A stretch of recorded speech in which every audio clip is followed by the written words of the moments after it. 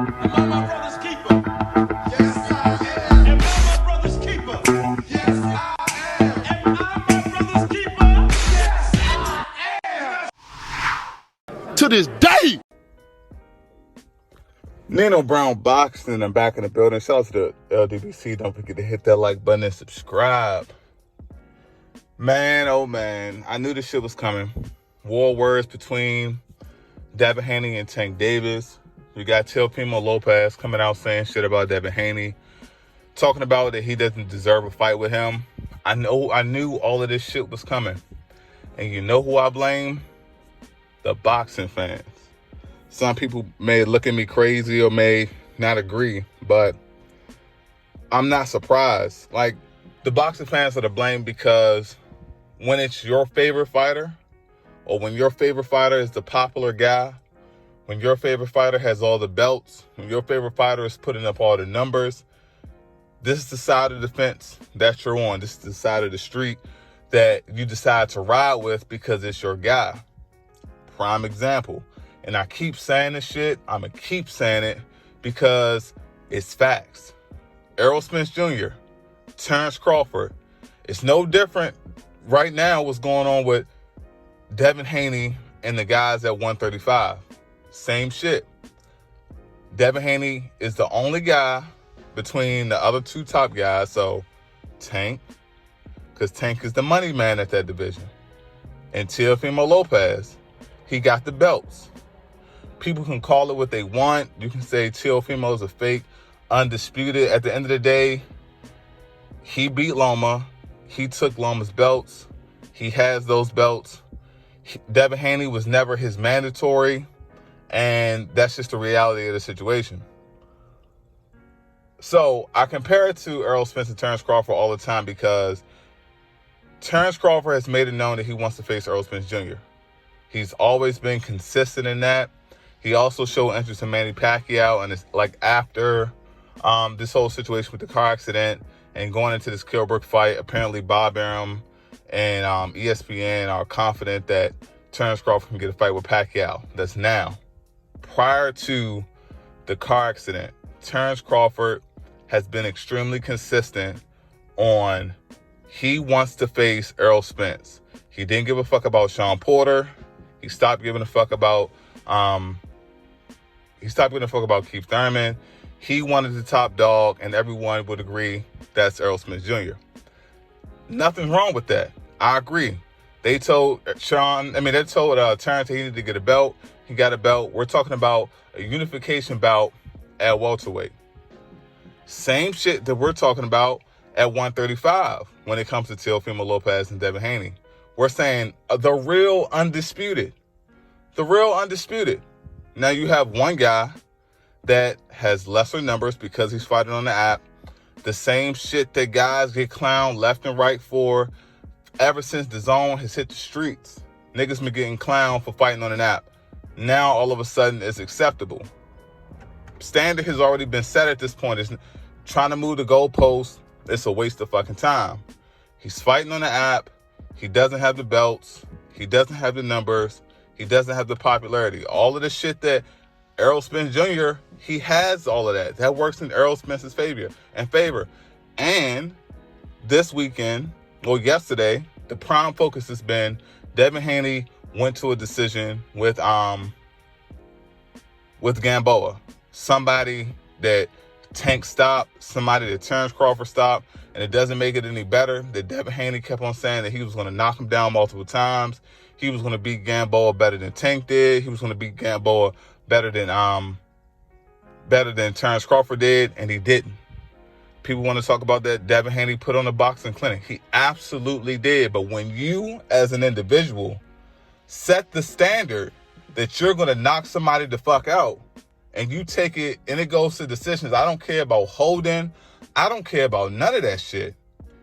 Gamboa held on to Tank, and Gamboa got caught by Tank.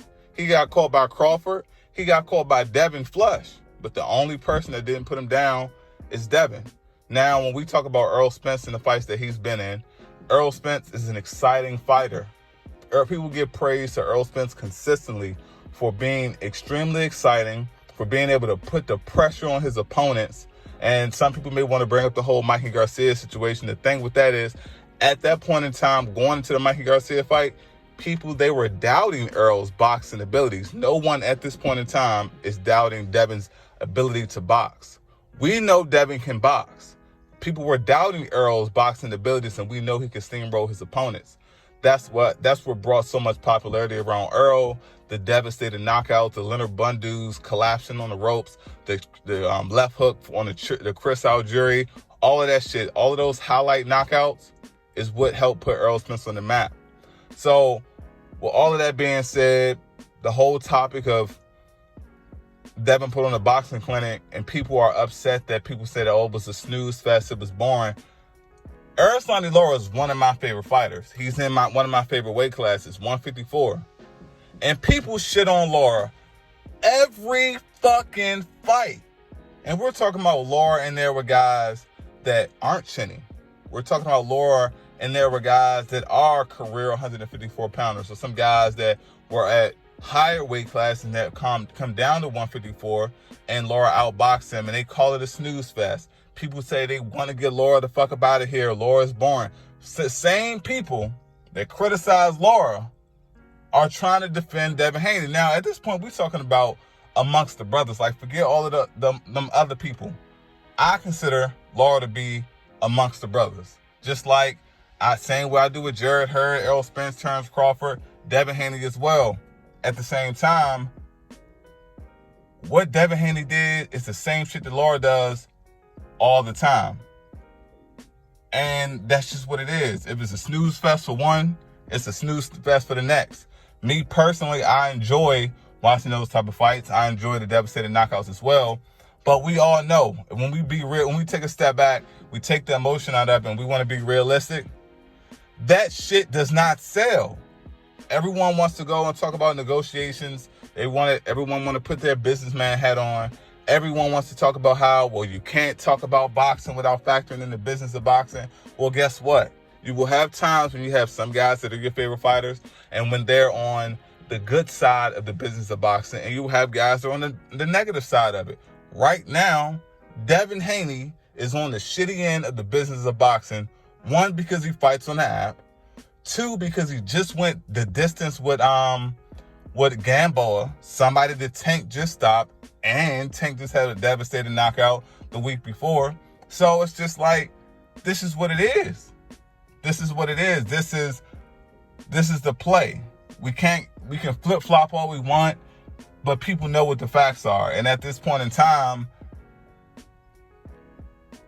I put it like this. I'm keeping the same energy that I keep for Devin, that I keep for Terrence.